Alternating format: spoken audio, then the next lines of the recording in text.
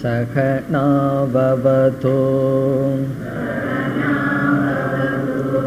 சகனௌ புனக்து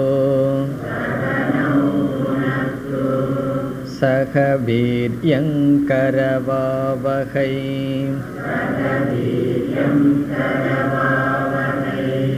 தேஜஸ்வினாவதீதமஸ்து மா வித்விஷாவகை.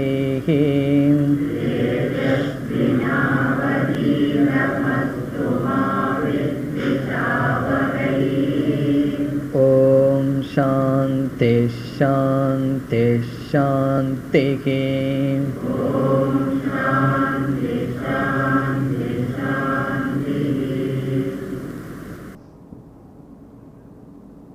இரண்டாவது வள்ளி 17வது மந்திரம். ஏததாலம்பனம் ஸ்ரேஷ்டம்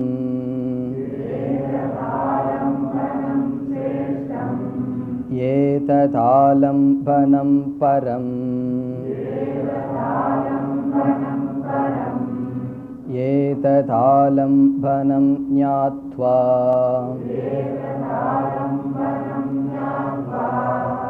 பிரம்மலோகே மஹீயதே.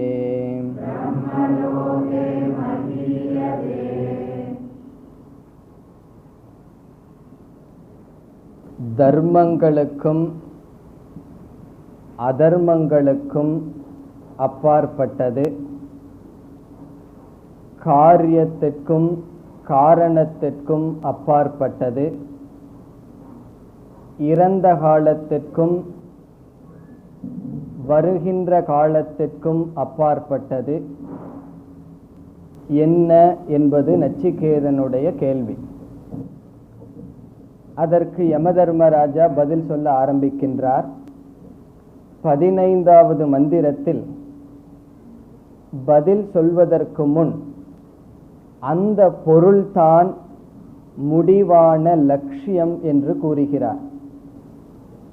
நீ எதை இவ்விதம் கேட்டாயோ 3 காலத்திற்கும் அப்பாற்பட்டது, இந்த பிரபஞ்சத்திற்கு அப்பாற்பட்டது, அதாவது இருமைக்கு அப்பாற்பட்டது என்று எதை நீ கேட்டாயோ அந்த தத்துவம்தான் ஒரு மனிதனுடைய வாழ்க்கையில் லட்சியம் என்று கூறுகின்றார். இந்த கருத்தும் மிக முக்கியம். காரணம், பலருக்கு வாழ்க்கையில் எது முடிவான குறிக்கோள் என்றே தெரியவில்லை. பொருளாகட்டும் மற்ற உறவினர்களாகட்டும் எதை நாம் அடைந்தாலும் அவைகளெல்லாம் இடையில் வருவது நம்முடைய குறிக்கோள் மோக்ஷம். அதைத்தான் இங்கு யமதர்மராஜா ஆரம்பிக்கின்றார். சர்வே வேதா யத் பதம் ஆமனந்தி. எல்லா வேதங்களும் எதை முடிவாக கூறுகின்றது, எல்லா தபங்களும் எதற்காக பேசப்படுகின்றது, எதை விரும்பி தியாக வாழ்க்கையை மேற்கொள்கிறார்கள், அந்த பதத்தை நான் உனக்கு கூறுகின்றேன் என்று அறிமுகப்படுத்தி என்னவென்று கூறுகின்றார். ஓம் இதி ஏதது. அந்த தத்துவம்தான் ஓம் என்று அறிமுகப்படுத்துகின்றார். பிறகு அடுத்த 2 மந்திரங்களில் இந்த ஓங்காரத்தை பற்றிய விளக்கத்தை கொடுக்கின்றார் யமதர்மராஜா. இந்த ஓம் என்ற சப்தம், ஓம் என்ற சொல்லானது பரம்பொருளை குறிப்பதற்கும் பயன்படுத்தப்படுகின்றது. அந்த பரம்பொருளுடன் மாயையை சேர்த்தி இருக்கின்ற பரம்பொருள், அதற்கு என்ன பெயர் என்று பார்த்தோம்? ஈஸ்வரன். அந்த ஈஸ்வரனையும் ஓம் என்ற சொல் குறிக்கின்றது. ஈஸ்வரனை குறிக்கின்ற ஓம், அதை நாம் தியானத்திற்காக பயன்படுத்துகின்றோம். பரம்பொருளை குறிக்கின்ற ஓம், அதை நாம் விசாரத்திற்காக பயன்படுத்துவோம். சகுண பிரம்ம நிர்குண பிரம்ம என்று சென்ற வகுப்பில் பார்த்தோம். அதை தொடர்ந்து 17வது மந்திரத்தில் இந்த ஓம் என்கின்ற சொல்லானது ஆலம்பனமாக பயன்படுத்தப்படுகின்றது. சென்ற வகுப்பில் பார்த்தோம் ஆலம்பனம் என்றால் என்ன. ஒரு தேவதை ஈஸ்வரனை வழிபட வேண்டுமென்றால் அந்த தேவன் இந்திரியங்களுக்கு நேரடியாக இல்லை. அந்த தேவனை எப்படி வழிபடுகின்றோம்? ஒரு விக்கிரகத்தின் மூலமாக நமக்கு தெரிகின்ற ஒன்றை வைத்துக்கொண்டு தெரியாத இறைவனை நாம் தியானிக்கின்றோம். அந்த விக்கிரகத்துக்கு ஆலம்பனம் என்று பெயர். அந்த ஆலம்பனம் 2 விதம் என்று பார்த்தோம். பிரதிமா, பிரதீகம். இறைவனுக்கு கை காலெல்லாம் தெளிவாக இருந்தால் அந்த இறைவனை வழிபட்டால், அந்த உருவத்துடன் ஈஸ்வரனை நினைத்தால் அதற்கு பிரதிமா என்று பெயர். இப்போ தட்சிணாமூர்த்தியை வழிபடுகின்றோம் அல்லது முருக கடவுளை வழிபடுகின்றோம். ஒரு நம்மை போன்ற ஒரு உடல் அங்கு இருக்கின்றது. அதை வைத்துக்கொண்டு அது போட்டோவாக இருக்கலாம், சிலையாக இருக்கலாம். அந்த பரம்பொருளை ஈஸ்வரனை தியானித்தால் அது பிரதிமா, அந்த ஆலம்பனத்துக்கு பிரதிமா. பிறகு சிவலிங்கம் இருக்கின்றது. அந்த சிவலிங்கமே தெளிவான உருவம் கிடையாது, அல்லது சாலிகிராமம் இருக்கின்றது. எந்த ஆலம்பனம் தெளிவாக இல்லையோ அதற்கு பிரதீகம் என்று பார்த்தோம். இந்த ஓங்காரம் என்பது பிரதீகம். ஓம்காரம், அந்த ஓம் என்ற சப்தத்தை ஆலம்பனமாக வைத்துக்கொண்டு பரம்பொருளை நாம் வழிபட வேண்டும். அதைத்தான் இங்கு முதல் வரியில் கூறுகின்றார். ஏதத் ஆலம்பனம் சிரேஷ்டம். இந்த ஓம் என்ற ஆலம்பனம் மேலானது. ஏதத் ஆலம்பனம் பரம். இந்த ஓம் என்பது பரம்பொருளையும் குறிக்கின்ற காரணத்தினால், அபர பிரம்மத்தையும் குறிக்கின்ற காரணத்தினால் சிரேஷ்டம். சிரேஷ்டம் என்றால் மேலானது. முதல் வரி வரை சென்ற வகுப்பில் பார்த்தோம். 2வது வரியில் அதனுடைய பலன் இப்பொழுது பார்க்க வேண்டும். ஏதத் ஆலம்பனம் ஞாத்வா. இந்த ஆலம்பனத்தை, ஓங்காரத்தை, ஞாத்வா என்றால் தியாத்வா, தியானம் செய்து, இந்த ஓங்காரத்தை தியானம் செய்து என்ன பிரயோஜனத்தை ஒருவன் அடைகின்றான்? பிரம்மலோகே மஹீயதே. பிரம்மலோகே என்றால் அவன் இறந்ததற்கு பிறகு பிரம்மலோகத்தில் மஹீயதே போற்றப்படுகின்றான் என்றால் அதனுடைய பொருள் என்ன? பிரம்மலோகத்துக்கு செல்கின்றான்.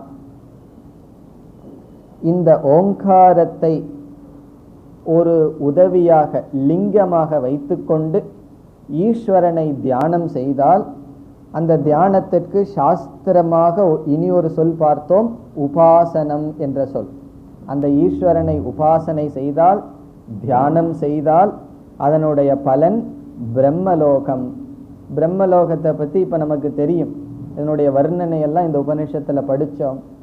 இந்த உலகத்தில் அதிகமான சுகம் கிடைக்கின்ற ஸ்தானம் பிரம்மலோகம். அதற்கு மேலே அதிகமான சுகம் இந்த சம்சார சுகத்தில் கிடையாது. இப்போ சம்சார சுகத்தினுடைய எல்லை பிரம்மலோகம். அங்கு சென்று மகீயதேனா, அங்கு சென்று அதை அனுபவிப்பான், போற்றப்படுவான், சந்தோஷமாக இருப்பான். அப்படி செல்பவனுக்கு அதிக சித்த சுத்தி இருந்ததுன்னு வச்சுக்குவோம். அவனுக்கு அதிக மன தூய்மை இருந்தால் மீண்டும் சரீரம் எடுக்காமல் அங்கேயே ஞானத்தை அடைவதற்கு வாய்ப்புண்டு. சொர்க்கலோகத்தில எல்லாம் அப்படி கிடையாது. அங்கே போய் புண்ணியம் தீர்ந்தவுடன் வந்து விட வேண்டும். பிரம்மலோகத்திலே மட்டும் இனியொரு சான்ஸ் அவைலபிளாக இருக்கு. அதை பயன்படுத்துறதுனா பயன்படுத்தலாம், பயன்படுத்தாமல் போனாலும் போகலாம். இப்போ ஒரு இன்னிங்ஸில் ஒழுங்காக ஆடலின்னு வச்சுக்குவோம், இனியொரு இன்னிங்ஸ் கொஞ்சம் இருக்குது, ஒழுங்காக பயன்படுத்தினா பயன்படுத்தலாம், அதையும் பயன்படுத்தாமல் போனாலும் போகலாம். வெயிட் பண்ணி பார்த்தா தான் நமக்கு தெரியும் பயன்படுத்துவார்களா இல்லையா என்று. இப்போ ஏதத் ஆலம்பனம் பரம், இப்படிப்பட்ட அபர பிரம்மத்தை குறிக்கின்ற ஆலம்பனத்தை தியாத்வா பிரம்மலோகத்தில் சந்தோஷமாக இருக்கின்றான். இதற்கு 2வது வரியில் வேறொரு விதத்திலும் பொருள் சொல்லலாம்.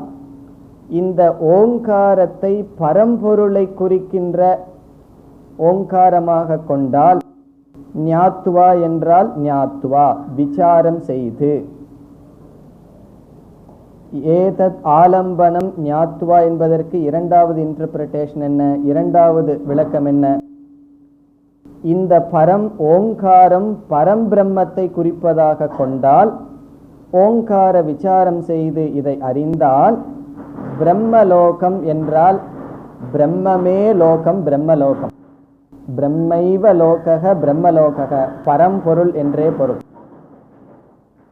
இவன் பரம்பொருள் சொரூபமாகவே இருப்பான். பிரம்மலோகம் என்றால் பிரம்மஸ்வரூபமாகவே இவன் இருப்பான் என்று பொருள். இறுதியா நாம் எப்படி புரிந்து கொள்ள வேண்டும்? ஓங்காரத்தை தியானம் செய்தால் மேலான பலன், ஓங்காரத்தை விசாரம் செய்தால் ஞானம், மோக்ஷம். அதுதான் யம தர்மராஜா இந்த 2 ஸ்லோகத்தில் கூற வருகின்ற கருத்து. இனி அடுத்த மந்திரத்தில் அவர் நச்சிகேதனுடைய கேள்விக்கு நேரடியான பதிலை ஆரம்பிக்கின்றார். 18வது மந்திரம். ந ஜாயதே ம்ரியதே வா விபஸ்சித்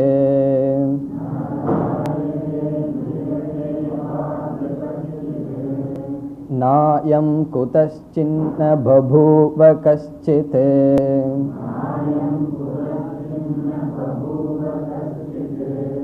அஜோ நித்ய சாஸ்வதோயம் புராணஹ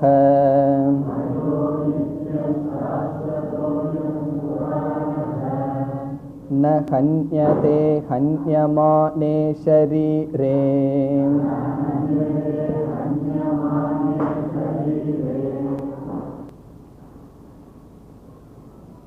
நச்சிகேதன் 3வது வரமாக ஆத்ம தத்துவத்தை அறிந்து கொள்ள வேண்டும் என்று கேட்டான். ஆத்மாவினுடைய தன்மை என்ன, ஆத்மாவினுடைய சொரூபம் என்ன என்று கேட்டான். அந்த கேள்விக்கு பதில் இந்த மந்திரத்தில் தான் ஆரம்பம் ஆகின்றது. ஆகவே உண்மையில் உபனிஷத் எங்கு துவங்குகின்றது என்றால் இந்த இடத்தில் தான் உபனிஷத்தை துவங்குகின்றது. ஆத்ம தத்துவத்தை விளக்குகின்ற மந்திரம் இங்குதான் ஆரம்பிக்கின்றது. 2வது வள்ளியில் முதல் அத்தியாயத்தில் 18வது மந்திரத்தில் தான் கடோபனிஷத்தை துவங்குகின்றது. இப்போ இதுவரைக்கும் நம்ம என்ன பார்த்தோம் அப்படின்னா, தேவையில்லாததை பார்த்தோம்னு பொருள் அல்ல. இதுவரைக்கும் பார்த்த கருத்துக்களும் தேவைதான், ஆனால் மைய கருத்து இங்குதான் துவங்குகின்றது. சில உபனிஷத்துல எல்லாம் அப்படி அல்ல. கேனோபனிஷத்துல எந்த இடத்துல மைய கருத்து துவங்கியது? முதல்ல கேள்வி, அடுத்த மந்திரமே முடிஞ்சது. ஒரே வெட்டு 2 துண்டுங்கிற மாதிரி 2வது மந்திரத்திலேயே ஸ்ரோத்ரஸ்ய ஸ்ரோத்திரம்னு ஆரம்பிச்சிட்டார். ஆனால் கடோபனிஷத்துல சில கதைகள் எல்லாம் சொல்லி நமக்கு தேவையான கருத்துக்கள் தான் சொல்லப்பட்டு இப்பொழுதுதான் உபதேசம் ஆரம்பிக்கின்றது. இப்பொழுதுதான் யம தர்மராஜா வருகின்றார் ஆத்மாவினுடைய தத்துவத்தை விளக்குவதற்காக. 18வது மந்திரத்திலிருந்து 22வது மந்திரம் வரை ஆத்ம தத்துவம் விளக்கப்படுகின்றது. 18லிருந்து 22 வரை ஆத்ம தத்துவம் நேரடியாக விளக்கப்படுகின்றது. இந்த ஆத்மாவை பற்றி யம தர்மராஜா என்ன சொல்கின்றார்? நச்சிகேதன் என்ன கேள்வியை கேட்டான்? இந்த ஷரீரம் இறந்ததற்கு பிறகு சிலர் இந்த ஷரீரத்திற்கு அப்பாற்பட்ட ஒரு தத்துவம், ஒரு பொருள் இருக்கிறது என்கிறார்கள், சிலர் இல்லை என்கிறார்கள். இவ்விதமாக முதலில் கேள்வியை கேட்டான். அதை தொடர்ந்து ஒரு தத்துவம் இருமைக்கு அப்பாற்பட்ட, காலத்திற்கு அப்பாற்பட்ட, காரிய காரணத்துக்கு அப்பாற்பட்ட ஒரு தத்துவம் இருந்தால் அதை உபதேசியுங்கள் என்று கேட்டான். இப்பொழுது அந்த ஆத்மாவை பற்றி, இந்த ஷரீரத்தில் இருந்து கொண்டு இருக்கின்ற ஆத்மாவை பற்றி யம தர்மராஜா கூறுகின்றார். இங்கு ஆத்மாவுக்கு யம தர்மராஜா கொடுக்கின்ற பெயர் விபஸ்சித். இங்கு ஒரு வார்த்தை இருக்கின்றது, ந ஜாயதே மிரியதே வா விபஸ்சித். விபஸ்சித் என்ற சொல்லினுடைய பொருள் சைத்தன்ய ரூபமான ஆத்மா. விபஸ்சித் என்றால் சைத்தன்ய சொரூபமான ஆத்மா என்று பொருள். அதாவது விபஸ்சித்னா ஆத்மா, ஆத்மாவுக்கு வேறொரு பெயர் கொடுக்கின்றார் விபஸ்சித் என்று. அந்த சித் என்ற வார்த்தை எதை குறிக்கின்றது? ஞான சொரூபம், சைத்தன்ய சொரூபமான ஆத்மா என்று பொருள். இப்ப விபஸ்சித், இந்த விபஸ்சித் என்றால் ஆத்மா, நம்ம சுருக்கமாக ஆத்மா. இந்த ஆத்மாவை பற்றி என்ன முதலில் கூறுகின்றார்? ந ஜாயதே, இந்த ஆத்மா பிறப்பதில்லை. ந ஜாயதே. நச்சிகேதன் என்ன கேட்டான்? அந்த ஆத்மா இருக்கா இல்லையா, அல்லது உடல் இறந்ததற்கு பிறகு அந்த ஆத்மாவும் இறந்து விடுகின்றதா, அந்த ஆத்மாவினுடைய நிலை என்ன என்று கேட்டான். இங்கு முதலில் கூறுகின்றார், அந்த ஆத்மா பிறப்பதில்லை. அது பிறக்கவில்லை என்றாலே அடுத்தது என்ன மாற்றம் அதற்கு வராது? மரணம் அதற்கு வராது. மிரியதே வா, மிரியதே என்றால் இறப்பதில்லை. அந்த நாங்கிற வார்த்தையும் சேர்த்துக்கணும். ந மிரியதே என்றால் அது இறப்பதில்லை. இங்கு வா என்ற ஒரு சப்தம் இருக்கின்றது. சாதாரணமா வா என்றால் அல்லது என்று பொருள். இந்த இடத்தில் வா என்றால் ச, ச என்றால் அண்டுன்னு சொல்றமே, சேர்த்தல். ஜாயத் ந ஜாயதே ந மிரியதே ச, அது பிறப்பதும் இல்லை இறப்பதும் இல்லை. இந்த தமிழ்ல என்று சொல்லுவோம், பிறப்பதும் இல்லை இறப்பதும் இல்லை.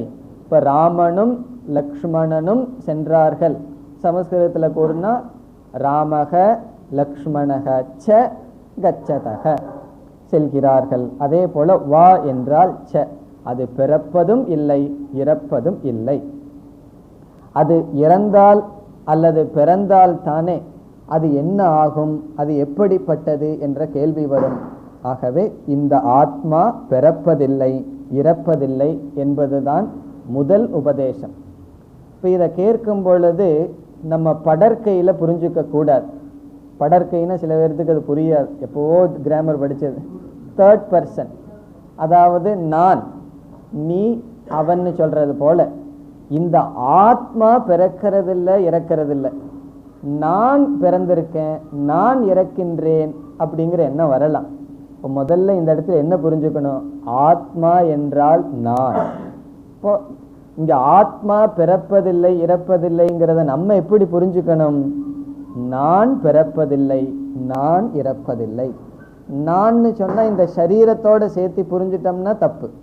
இந்த சரீரத்திற்கு அப்பாற்பட்ட உள்ள நான் என்ற ஆத்மா பிறப்பதில்லை இறப்பதில்லை.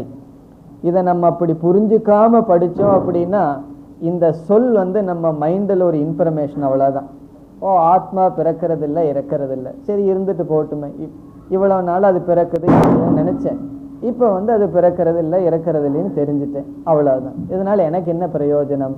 இந்த இடத்துல ஆத்மா என்றால் நான். காரணம், நமக்கு வர்ற எல்லா பயத்திலையும் பெரிய பயம் என்ன?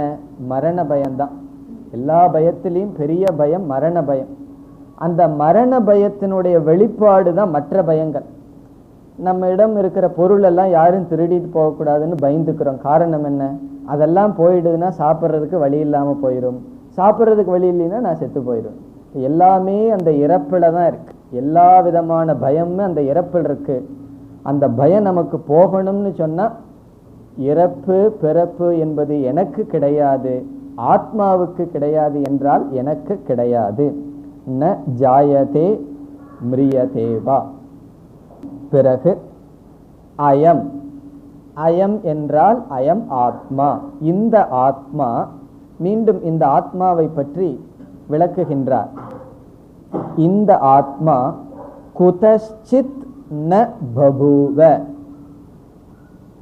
குதஸ்சித் என்றால் ஏதாவது ஒரு காரணத்திடமிருந்து, எதனிடமிருந்தாவது என்று பொருள். குதஸ்சித் என்றால் எதனிடமிருந்தாவது, அதான் அதனுடைய டிரான்ஸ்லேஷன். குதஸ்சித் எதனிடமிருந்தாவது என்றால் ஏதாவது ஒரு காரணத்திலிருந்து, ந பபூவ தோன்றவில்லை.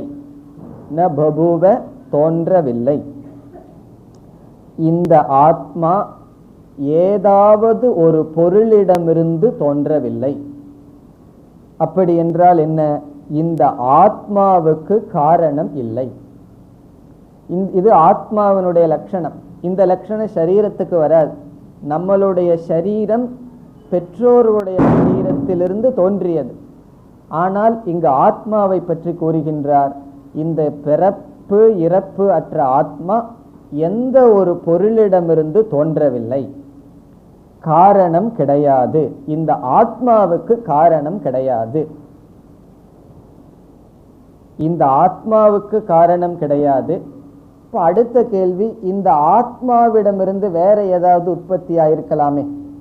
இந்த ஆத்மா எந்த பொருளிடமிருந்து வரவில்லை, சரி, அதை ஏற்றுக்கொள்வோம்.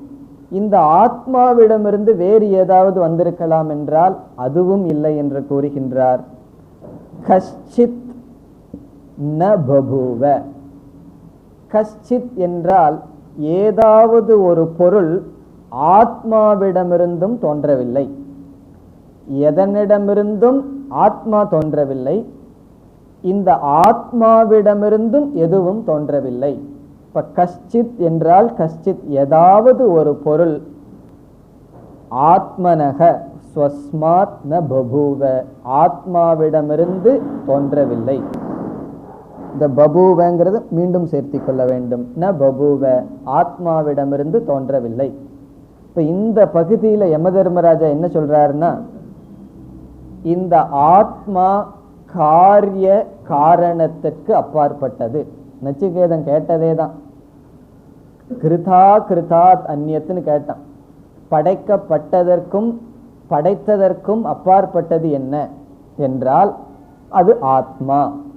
நச்சிகேதன் அந்த வஸ்து என்ன, அப்படி ஒரு பொருள் இருக்கின்றதா என்று கேட்டான். அதாவது ஒரு பொருள் தன்னிடமிருந்தும் உற்பத்தி செய்யாமல் தானும் எதனிடமிருந்து வராமல் ஏதாவது ஒரு வஸ்து இருக்கின்றதா என்பது நச்சிகேதனுடைய கேள்வி. அந்த லட்சணத்தை ஆத்மாவுக்கு கூறுவதிலிருந்து அந்த பொருள் ஆத்மா, அது நீ, அது ஒருவனுடைய உண்மையான சொரூபம். அயம் ஆத்மா குதச்சித் ந பபூவ எதனிடமிருந்தும் தோன்றவில்லை. கஷ்சித் எதுவும் ஆத்மாவிடமிருந்தும் தோன்றவில்லை. இப்ப இதிலிருந்து இந்த ஆத்மாவினுடைய சொரூபம் என்ன? நச்சிகேதன் கேட்ட இந்த ஆத்ம தத்துவத்தினுடைய சொரூபம் பிறப்பு அற்றது, இறப்பு அற்றது. இந்த ஆத்மாவுக்கு காரணம் கிடையாது, இந்த ஆத்மாவுக்கு காரியம் கிடையாது. இந்த ஆத்மா காரணமும் அல்ல காரியமும் அல்ல. காரணமும் அல்ல என்றால் இதற்கு காரணம் கிடையாது, காரியம் அல்ல என்றால் இதனிடமிருந்தும் ஒரு காரியமும் கிடையாது. பிறகு இந்த ஆத்மாவுடைய தத்துவத்தை மீண்டும் விளக்குகின்றார் இரண்டாவது வரியில். அஜக. அஜக என்றால் இதே பொருள், ந ஜாயதே என்பதைத்தான் மீண்டும் கூறுகின்றார்.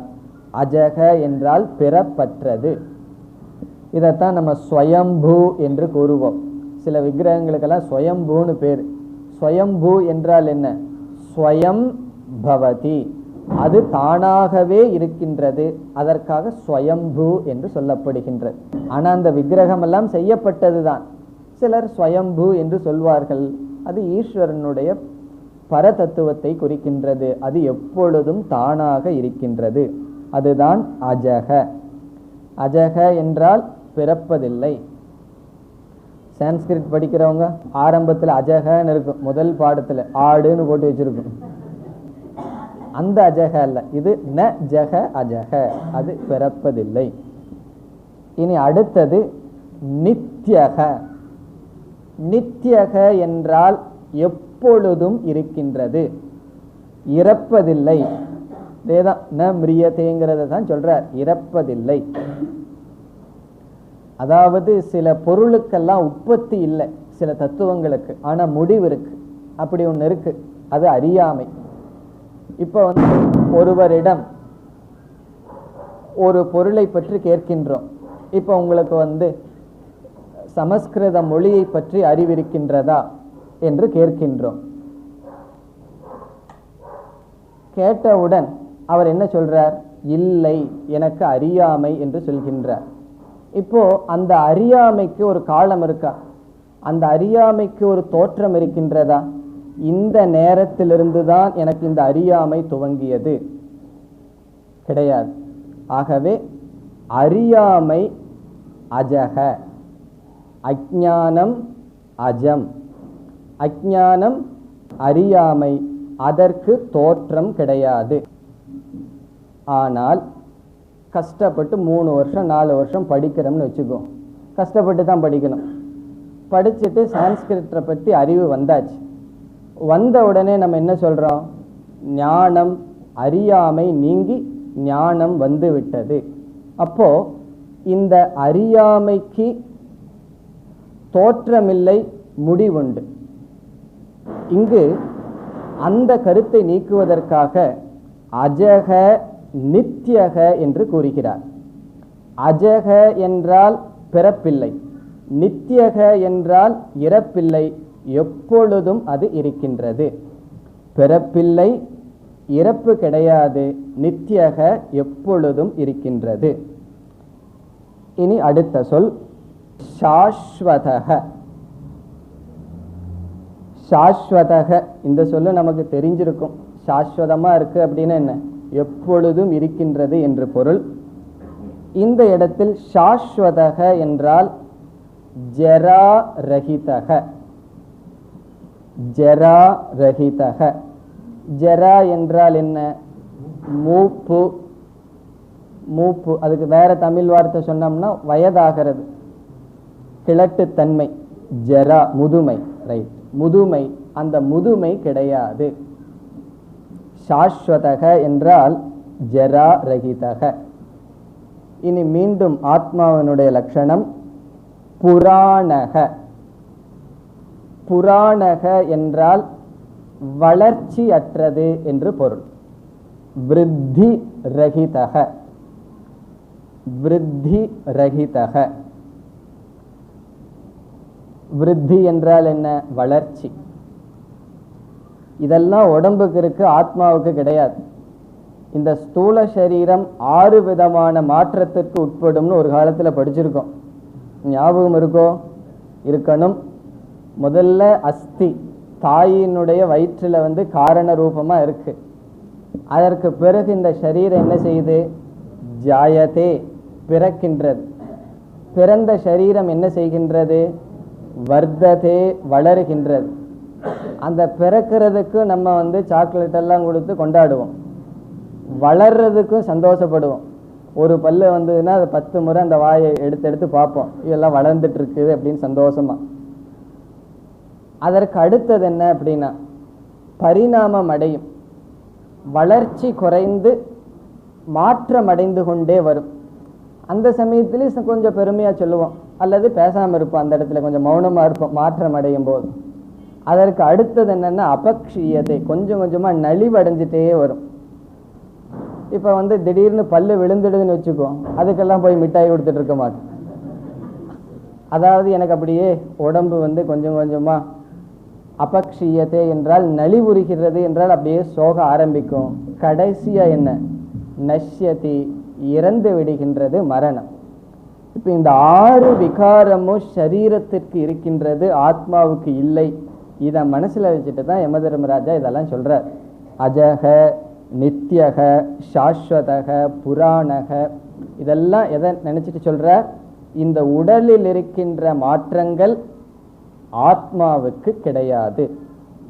இப்போ இவ்வளவு கருத்தையும் ஒரே வரியில சொன்னா ஷட் விகார ரஹிதக, 6 விதமான விகாரத்திற்கும் அப்பாற்பட்டது ஆத்மா. இறுதியாக ந ஹன்யதே ஹன்யமானே ஷரீரே. ந ஹன்யதே, ஹன்யதே என்றால் கொல்லப்படுவது, ந ஹன்யதே என்றால் கொல்லப்படுவதில்லை, இறப்பதில்லை. எப்பொழுது? ஷரீரே ஹன்யமானே சதி. இந்த ஷரீரம் இறந்தால் அந்த ஆத்மா இறப்பதில்லை. ஷரீரே ஹன்யமானே என்றால் இந்த ஷரீரம் இறந்துவிட்டால் இந்த சரீரம் இறக்கும் பொழுது அந்த ஆத்மா இறப்பதில்லை. இந்த வார்த்தையை யமதர்மராஜா ஏன் கூறுகின்றார் என்றால், ஏயம் பிரேதே விசிகித்சா என்ற இடத்தில் இந்த சரீரம் இறந்ததற்கு பிறகு ஒரு ஜீவனுடைய நிலைன்னு நச்சிகேதன் கேட்டான். ஆகவே இந்த சரீரம் இறந்தாலும் அந்த ஆத்மா இறப்பதில்லை என்று கூறுகின்றார். இந்த உடல் அழிந்தாலும் ஆத்மா அழிவதில்லை. ஆத்மா அழிவதில்லை, நான் அழிகின்றேனேன்னு சொல்லக்கூடாது. ஆத்மா நான், ஆத்மா அழிவதில்லை என்றால் நான் அழிவதில்லை. இப்போ இந்த உடலை விடுகின்ற சூழ்நிலை வந்தால் ஒரு வீட்டிலிருந்து இனியொரு வீட்டுக்கு செல்கின்றேன். புது வீட்டுக்கு போனால் சந்தோஷமா தான் இருக்கணும், பழைய வீட்டை விட்டுட்டு புது வீட்டுக்கு போனால் சந்தோஷமா இருக்கணும். அப்படி இந்த சாஸ்திரம் படிச்ச எல்லாம் கொஞ்சம் விபரீதமா மாறிடும். வெளியே சொன்னா விபரீதம்ட்டுருவாங்க, அதெல்லாம் மனசுலேயே தான் வைத்து கொள்ள வேண்டும். புண்ணியமானே ஷரீரே.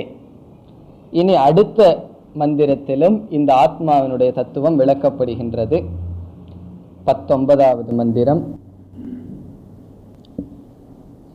ஹந்தா சேன் மன்யதே ஹந்தும்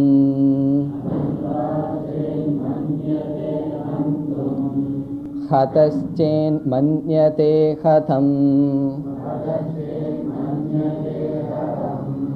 உபௌ தௌ ந விஜானீதஹ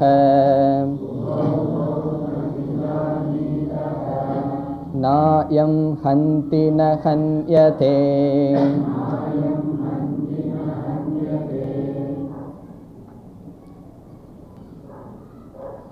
இந்த ஆத்மாவானது அகர்த்தா அபோக்தா என்ற கருத்தை கூறுகின்றார் இந்த மந்திரத்தில் யமதர்மராஜா. இந்த மந்திரத்தினுடைய சாரம் ஆத்மா அகர்த்தா அபோக்தா. அகர்த்தா என்றால் என்ன? எந்த விதமான செயலையும் செய்வதில்லை. அபோக்தா என்றால் எந்த விதமான செயலினுடைய பலனையும் அனுபவிப்பதில்லை. சப்ஜெக்டும் அல்ல, ஆப்ஜெக்டும் அல்ல. அதுதான் கருத்து.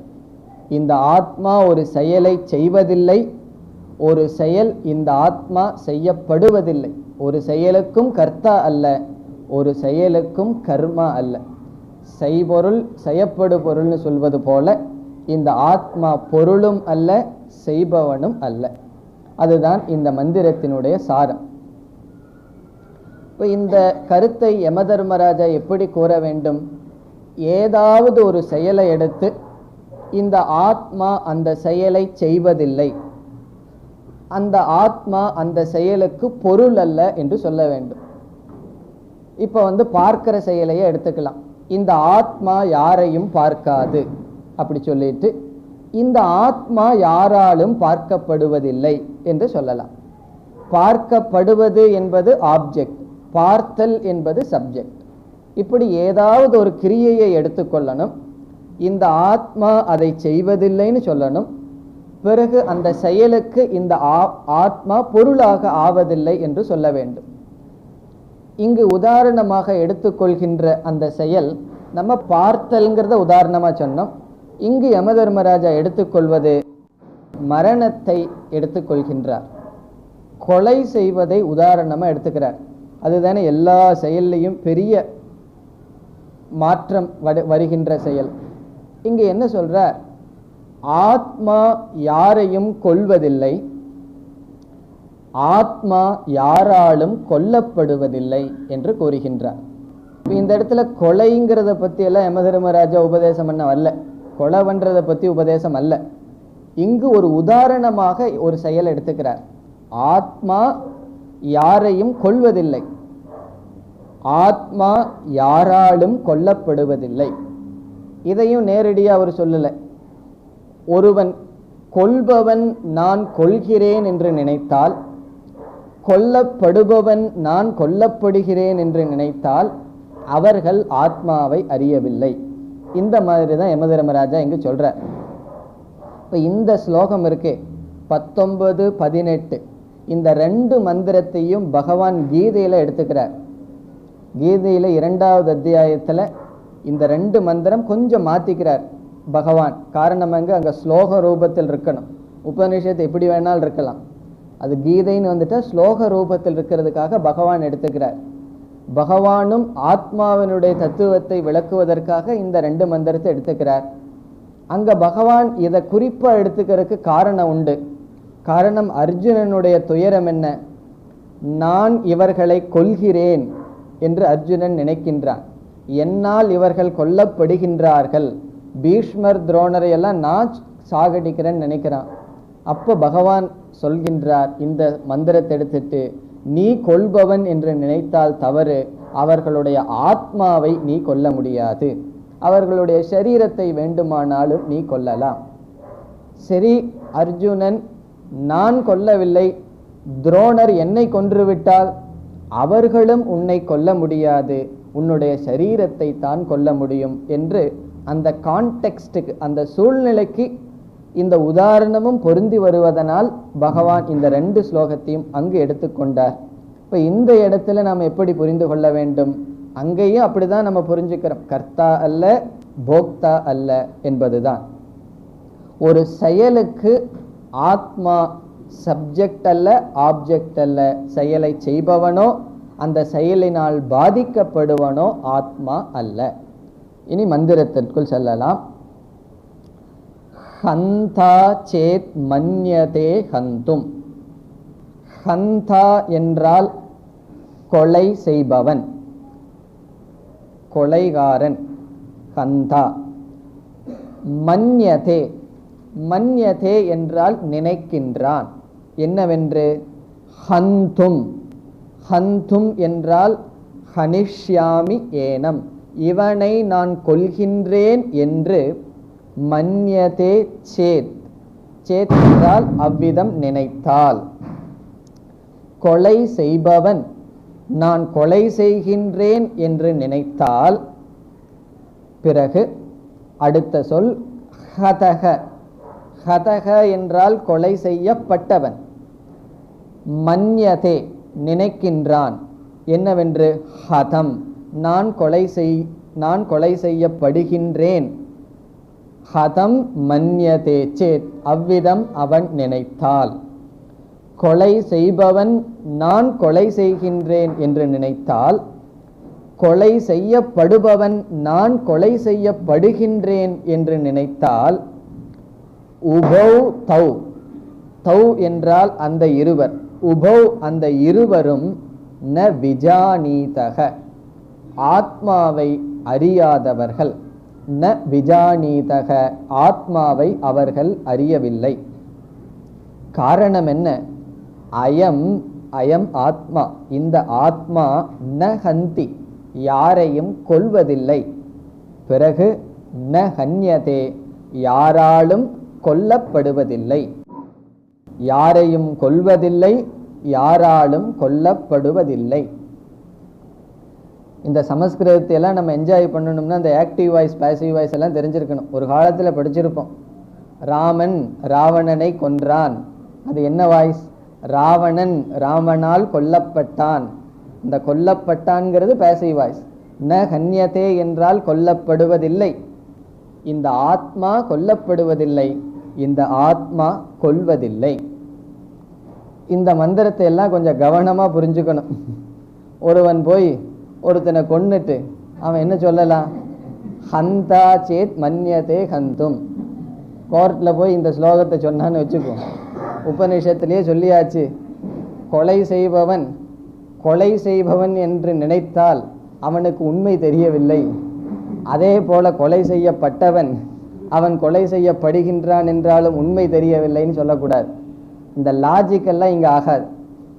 இது கர்த்தா போக்தா அல்ல என்று உதாரணத்துக்காக சொல்லப்படுகின்றது. நம்ம சாஸ்திரத்தை தவற கையாளக்கூடாது. இந்த ஆத்மா கொல்லப்படுவதில்லை, கொல்வதில்லை. இப்போ இதில் சில பேர் விசாரம் செய்வார்கள், இந்த கொல்லப்படுறவனுக்கு நான் எப்படி கொல்லப்பட்டேங்கிற கேள்வி எப்படி வரும்னு. அந்த மீமாம்சையெல்லாம் இங்கே கிடையாது. இது ஒரு உதாரணத்துக்கு தான் சொல்லப்படுகின்றது. அதனால கொல்லப்படுறதுனா தாக்கப்படுவது என்று பொருள்.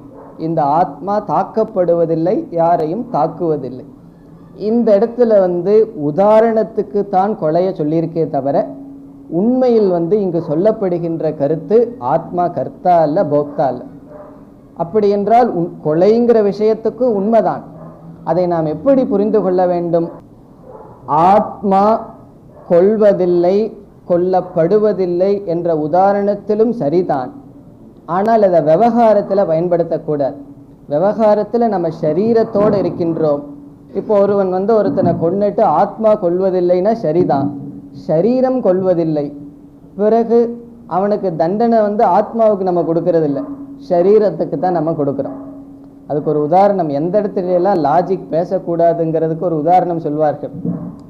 ஒருவன் சைக்கிளில் லைட் இல்லாமல் போயிட்டு இருந்தான். ஒரு போலீஸ்மேன் பார்த்து ஏப்பா லைட் இல்லாமல் போகிறேன்னு அவனை பிடிச்சான். அவன் அதுக்கு தத்துவம் பேசினான். இங்கே ரோட்டில் இருக்கிற எல்லா இடத்துலையும் பெரிய பெரிய பல்பு போட்டு வெளிச்சம் இருக்கே, எல்லா இடத்துலையும் வெளிச்சம் இருக்கிறதுனால என்னுடைய சைக்கிள்லேருந்து கொஞ்சம் தானே வெளிச்சம் வருது, அது இல்லாட்டி என்ன அப்படின்னு கேட்டான். அவன் கேட்குறது நியாயம்தான், எல்லார் இடத்துலையும் லைட் இருக்குது, ரோட்லையெல்லாம் லைட் போட்டு வச்சுருக்காங்க. அப்போ என்னுடைய சைக்கிளில் கொஞ்சம் லைட் இல்லைன்னா என்னன்னா? அந்த போலீஸ்காரன் திருப்பி ஒன்றும் பேசலை. அவன் சைக்கிள் இருக்கிற அந்த டியூபில் இருக்கிற காற்றை பிடுங்கி விட்டுட்டான். இவன் கேட்டான், ஏயா காற்றை பிடுங்கி விட்டேன்னு. அவன் சொன்னான், எல்லா இடத்துலையும் காற்று இருக்கும்போது உன்னுடைய டியூப்லையும் மட்டும் கொஞ்சம் காற்று இல்லைன்னா என்ன ஆயிடுது அப்படின்னு சொல்லி. அந்த தத்துவம் தான். அந்த மாதிரி தான் நம்ம திருப்பி லாஜிக் சொல்லணும். இந்த ஒருத்தனை கொலை செஞ்சுட்டு ஆத்மா கொல்வதில்லைன்னு சொன்னால் அவனை நம்ம ஜெயிலில் போட்டு ஆத்மா ஜெயிலில் போடப்படுவதில்லை. காரணம் என்ன? ஆத்மா எல்லாத்துக்கும் அப்பாற்பட்டது. இந்த சாஸ்திரத்தை என்றைக்குமே தவறாக கையாளக்கூடாது. இப்போ இந்த மந்திரத்தினுடைய சாரம் ஆத்மா அகர்த்தா அபோக்தா. இனி அடுத்த மந்திரம். அனோரணியான் மகதோ மகியான்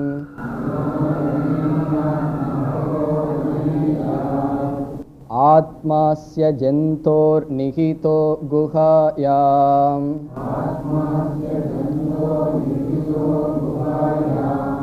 தமக்ரது பஷ்யதி வீதசோகஹ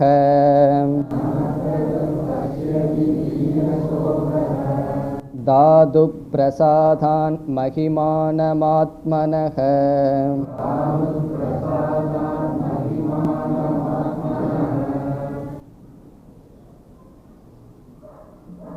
இந்த மந்திரத்தில் பல கருத்துக்களை யமதர்மராஜா கூறுகின்றார். பல கருத்துக்களை கொண்ட மந்திரம்.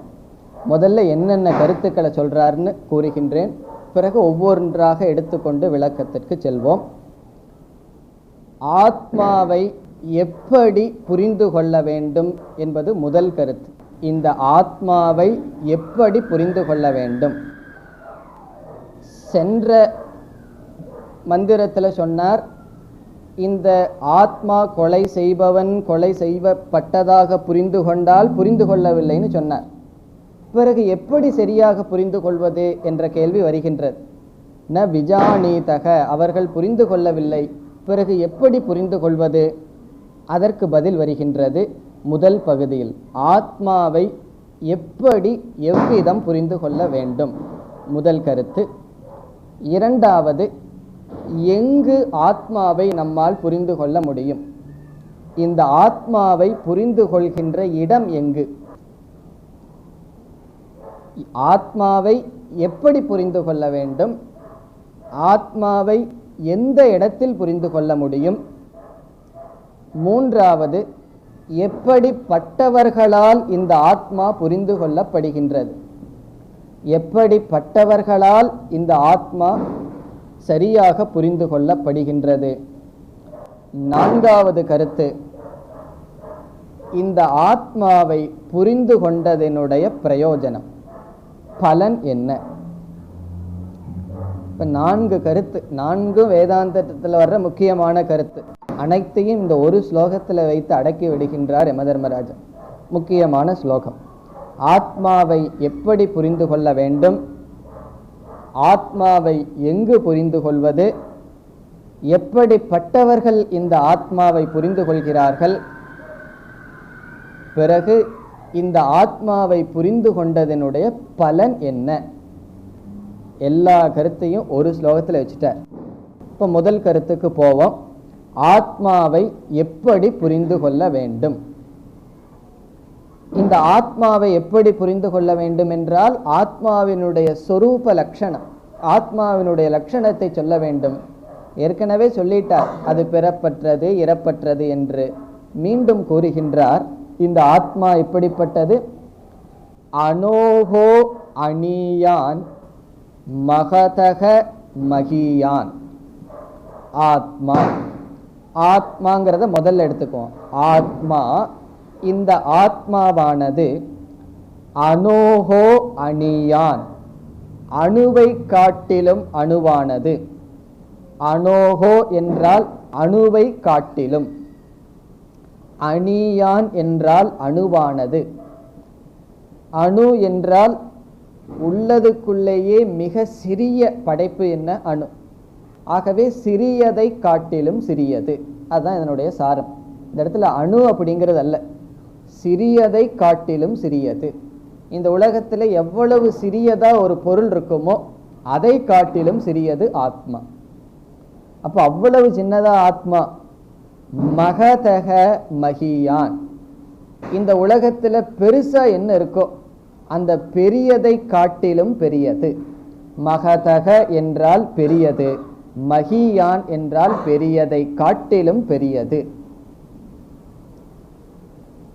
அனோகோ அணியான் மகதக மகியான், சிறியதை காட்டிலும் சிறியது, பெரியதை காட்டிலும் பெரியது.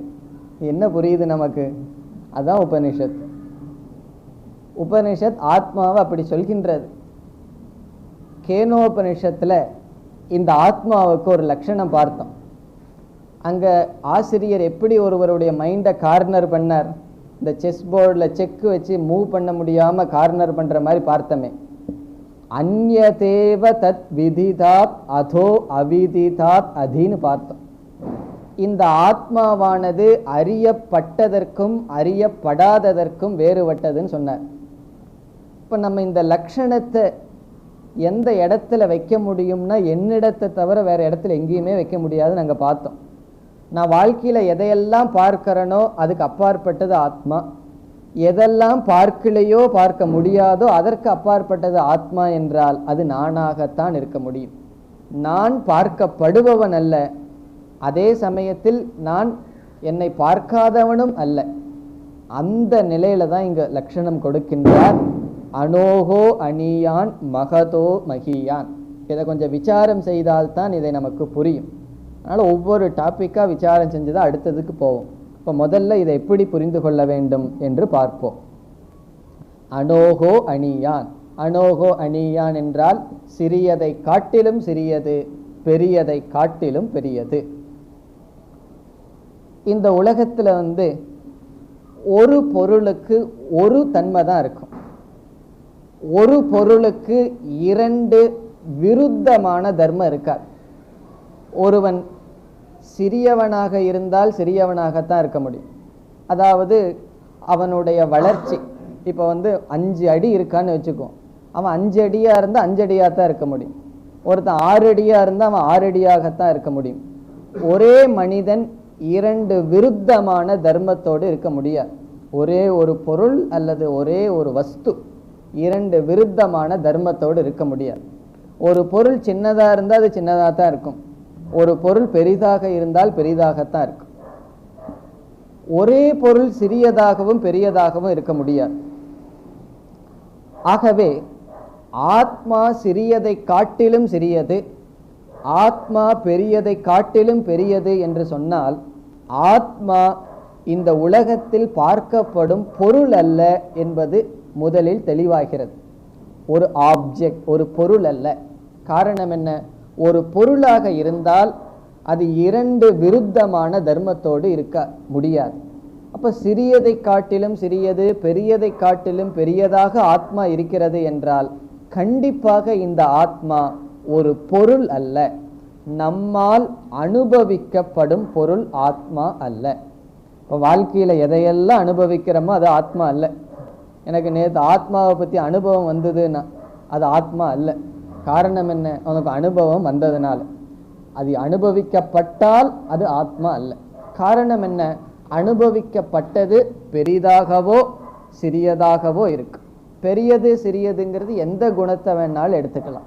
ஆகவே ஆத்மா ஒரு பொருள் அல்ல. ஆத்மா ஒரு பொருள் அல்லன்னு சொன்னா இந்த உலகத்தையே நம்ம ரெண்டா பிரிக்கிறோம். ஒன்று பொருள், இரண்டு அதை பார்ப்பவன், அதை அனுபவிப்பவன், அனுபவிக்கப்படும் பொருள்னு தான் இந்த உலகமே பிரபஞ்சமே பிரிக்கப்படுகிறது. இந்த சரீரம் ஒரு பொருள், நம்முடைய மனம் ஒரு பொருள். சிலருக்கு மனம் சின்னதா இருக்கும், சிலருக்கு மனம் பெருசா இருக்கும்.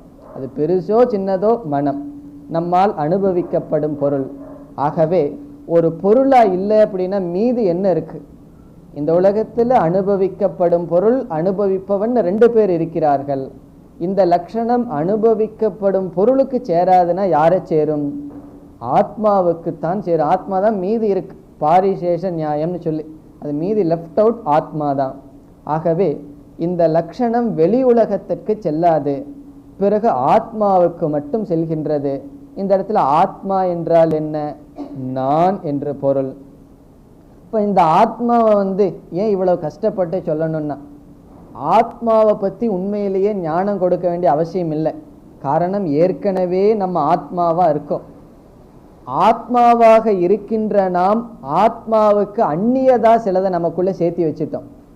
இந்த லட்சணம் எதை சேர்த்தி வச்சோமோ அதை நீக்கிடுது. நீக்கிட்ட என்ன மீதி இருக்கோ அது ஆத்மா. அதனாலதான் உபனிஷத் சொல்லாமல் சொல்கிறது. அது ஏன் எப்படி சொல்லாமல் சொல்கிறது? ஆத்மாவும் அனாத்மாவும் கலந்து இருக்கின்றது. இந்த லட்சணம் அந்த மிக்சர், அந்த கலவையை நீக்கி விடுகின்றது, அனாத்மாவை நீக்கி விடுகின்றது இந்த லட்சணம். எப்படி? அனோகோ அணியான் மகதோ மகியான். அது மட்டுமல்ல, இந்த ஆத்மா சிறியதற்கும் பெரியதற்கும் ஆதாரமாகவும் இருக்கின்றது என்ற கருத்தும் வருகிறது. இந்த ஆத்மா பெரியதும் அல்ல சிறிதும் அல்ல என்று மட்டும் கூறிவிட்டால் அத்வைதம் சித்திக்காது. காரணம் என்ன? பெரியதாகவும் சிறியதாகவும் இந்த உலகம் இருக்கு, ஆத்மான்னு ஒன்று இருக்குங்கிற சந்தேகம் வரும். இந்த ஆத்மா பெரியதிலும் பெரியது சிறியதிலும் சிறியதுன்னு சொல்றதிலிருந்து பெரியதற்கும் சிறியதற்கும் இந்த ஆத்மா ஆதாரமாக இருக்கின்றது. அப்ப ஆத்மாவை எப்படி புரிந்து கொள்ள வேண்டும்? சர்வ அதிஷ்டானம். அதுதான் இங்க ஞானம். சர்வ அதிஷ்டானம் என்றால் எல்லாவற்றிற்கும் ஆதாரமாக புரிந்து கொள்ள வேண்டும். அந்த எல்லாவற்றிற்கும்ங்கிறதுக்கு விளக்கம்தான் அனோகோ அணியான் மகதோ மகியான். சிறியதற்கும் சிறியதாக, பெரியதற்கும் பெரியதாக இருக்கின்றது ஆத்மா. இதிலிருந்து இனியொரு கருத்தும் வருகின்றது. ஒரு பொருள் மூன்று விதத்தில் வரையறுக்கப்படும். வரையறுக்கப்படும் என்றால் லிமிட்டட். ஒரு பொருளை மூன்று விதத்தில் லிமிட் பண்ணலாம். நமக்கு தெரிந்த கருத்து தான். கால தேச வஸ்துன்னு சொல்லப்படுகின்றது. Time, space, quality. ஒரு பொருள் காலத்தால் வரையறுக்கப்படும். அதுக்கு உதாரணம் என்ன? நம்ம உடம்பையே சொல்லலாம். ஒரு காலத்தில் இல்லை, எவ்வளவுதான் ஆரோக்கியமாக சாப்பிட்டு, எவ்வளவுதான் எக்ஸசைஸ் பண்ணி, என்னதான் ஆசனம் பண்ணி இருந்தாலும் ஒரு காலத்தில் சரீரம் மாண்டுவிடும். ஆகவே காலமே இந்த உடலை அழித்து விடும். இப்போ சில டாக்டர்கிட்ட போய், இப்போ ஒருவர் 85 வயசில் டாக்டர்கிட்ட போய் எனக்கு முட்டி வலின்னு சொல்கிறார். அவர் என்ன பதில் சொல்லுவார் தெரியுமோ? அது வயசாகிடுது அப்படிம்பார். வயசாகிறது தான் காரணமாக சொல்லுவார். இப்போ வயசாகிறதே ஒரு நோய்க்கு காரணம். ஆகவே காலத்தினால் ஒரு பொருள் அழிக்கப்படும் அல்லது வரையறுக்கப்படுகின்றது. இனி தேசத்தினால், அதுவும் நமக்கு ஈஸியாக புரிஞ்சிடும். ஒரு பொருள் ஒரு இடத்துல இருக்குன்னு சொல்கிறோம். அப்படி சொல்லும் பொழுதே அந்த பொருள் இனியொரு இடத்துல இல்லை. இப்போ நாம் இங்கே இருக்கிறோன்னு சொன்னால் நம்ம வீட்டில் இல்லை அப்படிங்கிறது பொருள். காரணம் என்ன? நம்ம ஒரு தேசத்துக்குள்ள வரையறுக்கப்பட்டு இருக்கின்றோம். இப்போ இறைவன் ஒரு இடத்துல இருக்காருன்னு சொன்னால் அந்த சொல்வதே இறைவனை ஒரு தேசத்தில் வரையறுக்கப்படுகின்றோம், வேறொரு இடத்துல இல்லைன்னு. ஆகவே ஒரு பொருள் காலத்தினாலும் தேசத்தினாலும் வரையறுக்கப்படுகிறது. அதற்கு அடுத்த விதத்திலும் வரையறுக்கப்படுகின்றது. அதுவும் முக்கியம். அது கொஞ்சம் சட்டில், கொஞ்சம் ஆழ்ந்த கருத்து. ஒரு பொருளுக்கு ஒரு தன்மையை சொன்னால் அந்த தன்மையே அந்த பொருளை வரையறுக்கும். குவாலிட்டின்னு சொல்றது, வஸ்து பரிச்சேதகன்னு சமஸ்கிருதத்தில் கூறுவது. பரிச்சேதகன லிமிட்டட். ஒரு பொருளுக்கு ஒரு அஜெக்டிவ் கொடுக்கிறோம் அப்படின்னு சொன்னா அந்த அஜெக்டிவ், அந்த விசேஷணம், அந்த அடைமொழியே அந்த பொருளை ஒரு வரையறுக்குள் உட்படுத்தும். ஒரு பொருளுக்கு விளக்கம் அதிகமாக கொடுக்க கொடுக்க அந்த பொருளினுடைய வியாபகம் குறைந்து கொண்டே வரும். ஒரு பொருளுக்கு அடைமொழி அதிகமாக அதிகமாக அதனுடைய வியாபகம் குறைந்து கொண்டே வரும். உதாரணம் பார்த்தால் புரியும். மனிதன் என்ற சொல் இருக்கு, அது எவ்வளவு தூரம் வியாபிக்கின்றது? எல்லாத்தையும் வியாபிக்குது. ஆனால் உயிரினங்கள் என்று ஒரு சொல் இருக்கின்றது, அது எவ்வளவு வியாபிக்கின்றது? மனிதனை விட அதிகமாக வியாபிக்கின்றது. இப்போ உயிரினங்கள்னு சொன்னா எல்லாமே உயிரினங்கள். உயிரினமான மனிதன் ஒரு அஜெக்டிவ் கொடுக்கும்போது இன்னும் குறைகின்றது. இந்தியாவை சேர்ந்தவன்னு சொல்றோம், இந்தியன்னு சொல்றோம். அப்போ அந்த வார்த்தை இந்தியன் ஹியூமன் பீயிங் சொல்லும் பொழுது மீண்டும் அந்த வார்த்தை குறைக்கப்படுகின்றது. ஒரு அஜெக்டிவ் சேரும்போது அது குறைகின்றது. தமிழ்நாட்டை சேர்ந்தவர்கள்னு சொல்லும் பொழுது மீண்டும் குறைக்கப்படுகின்றது. இவ்விதம் ஒவ்வொரு அஜெக்டிவ், ஒவ்வொரு தன்மையும், ஒவ்வொரு குணமும் ஒரு பொருளை குறைத்து கொண்டே வரும். குணம் குறைய குறைய அந்த பொருளினுடைய வியாபகம் அதிகமாகும். ஒரு பொருள் குணமே இல்லை என்றால் அதனுடைய வியாபகம் பூர்ணம். இங்கு சிறியதற்கும் பெரியதற்கும் அப்பாற்பட்டது என்று குண நிஷேதம். குணங்களை பகவான் அல்ல, இங்கு யமதர்மராஜா நீக்கும் பொழுது இங்கு என்ன நமக்கு கிடைக்கின்றது? வஸ்து பரிச்சேத ரஹிதக. ஒரு குணத்தினால் இந்த ஆத்மா வரையறுக்கப்படவில்லை, காலத்தினால் வரையறுக்கப்படவில்லைங்கிறது அஜகங்கிறதுல எல்லாம் சொல்லிட்டார். ஒரு பொருளினால், குணத்தினால் வரையறுக்கப்படுவதில்லை என்பதை கூறுகின்றார். இப்ப அனோகோ அணியான் மகதோ மகியான். ஆத்மாவை எப்படி புரிந்து கொள்ள வேண்டும்? சர்வ அதிஷ்டானம், எல்லாவற்றுக்கும் ஆதாரம். எந்த விதமான பரிச்சேதம், எந்த விதமான கால தேச வஸ்து, இந்த மூன்று விதத்திலும் ஆத்மா குறைபடுவதில்லை, பூர்ணமானதாக புரிந்து கொள்ள வேண்டும். இனி அடுத்த கருத்துக்களை அடுத்த வகுப்பில் பார்ப்போம். ஓம் பூர்ணமத பூர்ணமிதம் பூர்ணாத் பூர்ணமுதச்யதே பூர்ணஸ்ய பூர்ணமாதாய பூர்ணமேவாவசிஷ்யதே. ஓம் சாந்தி சாந்தி சாந்தி.